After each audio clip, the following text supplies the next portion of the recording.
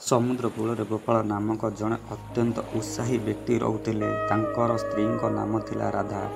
ଗୋପାଳ ବହୁତ କଠିନ ପରିଶ୍ରମ କରୁଥିଲେ। ଗୋଟିଏ ରାତିରେ ରାଧା ଏକ ଅଜବ ସ୍ୱପ୍ନ ଦେଖିଲେ। ସ୍ୱପ୍ନରେ ସମୁଦ୍ର ଦେବତା ଆବିର୍ଭୂତ ହୋଇ କହିଲେ, ରାଧା, ତୁମର ଲୋକ ଭୁଲ ସ୍ଥାନରେ ମାଛ ଖୋଜୁଛି।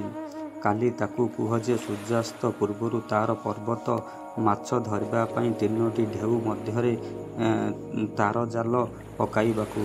ରାଧା ଉଠି ଗୋପାଳ ଲୋକଟାକୁ ସମ୍ପୂର୍ଣ୍ଣ ସ୍ୱପ୍ନ କହିଲେ। ଗୋପାଳ ହସିବାକୁ ଲାଗିଲେ।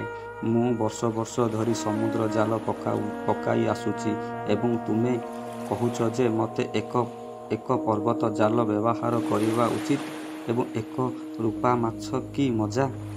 ସେ ରାଧାଙ୍କୁ ବିଶ୍ୱାସ କରିବାକୁ ମନା କଲେ।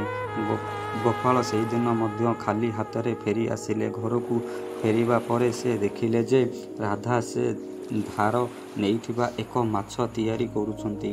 ତାଙ୍କ ହୃଦୟ ତରଳିଗଲା ଏବଂ ସେ ରାଧାଙ୍କୁ କ୍ଷମା ମାଗିଲେ।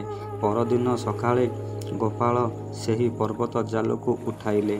ରାଧା କହିଲେ, ବିଶ୍ୱାସ ରଖ, ସମୁଦ୍ର ଆମକୁ ଦେଇଥିବା ପ୍ରତିଶ୍ରୁତି ଭାଙ୍ଗିବ ନାହିଁ। ସୂର୍ଯ୍ୟ ଅସ୍ତ ହେବା ମାତ୍ରେ ଗୋପାଳ ସମୁଦ୍ର ଭିତରକୁ ଗଲେ।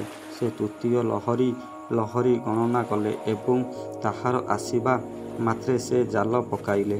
ଯେତେବେଳେ ସେ ଜାଲ ଟାଣିଲେ ସେ ଆଶ୍ଚର୍ଯ୍ୟ ହୋଇଗଲେ। ସହସ୍ର ସାଧାରଣ ମାଛ ମଧ୍ୟରେ ଏକ ଚମକଦାର ନୀଳ ମାଛ ଥିଲା। ରୂପା ମାଛ। ସେ ଏତେ ଅନନ୍ୟ ଥିଲେ ଯେ ଲୋକମାନେ ତାଙ୍କୁ ଦେଖି ନିଜକୁ ବଳିଦାନ ଦେବାକୁ ପ୍ରସ୍ତୁତ ଥିଲେ। ସେହିଦିନ ପରେ ଗୋପାଳ ଏବଂ ରାଧାଙ୍କର ଜୀବନ ବଦଳିଗଲା। କିନ୍ତୁ ତାଙ୍କର ସବୁଠାରୁ ବଡ଼ ଶିକ୍ଷା ଥିଲା ଯେ ସମୁଦ୍ର ସବୁଠାରୁ ବଡ଼ ରହସ୍ୟ ପୁରୁଷଙ୍କ ଶକ୍ତିରେ ନୁହେଁ ବରଂ ଜଣେ ମହିଳାଙ୍କର ବୁଦ୍ଧିମତ୍ତା ଏବଂ ବିଶ୍ୱାସରେ ଅଛି। ଏହି କାହାଣୀରେ ଆମକୁ କୁହାଗଲା ଯେ ସଫଳତା ପଛରେ କେତେବେଳେ ସ୍ୱପ୍ନରେ ଲୁଚି ରହିଥାଏ। ଆପଣମାନଙ୍କର ମହିଳାମାନଙ୍କ କଥା ଶୁଣନ୍ତୁ, କାରଣ ସେମାନଙ୍କର ବିଶ୍ୱାସ ସମୁଦ୍ର ଠାରୁ ବି ଗଭୀର।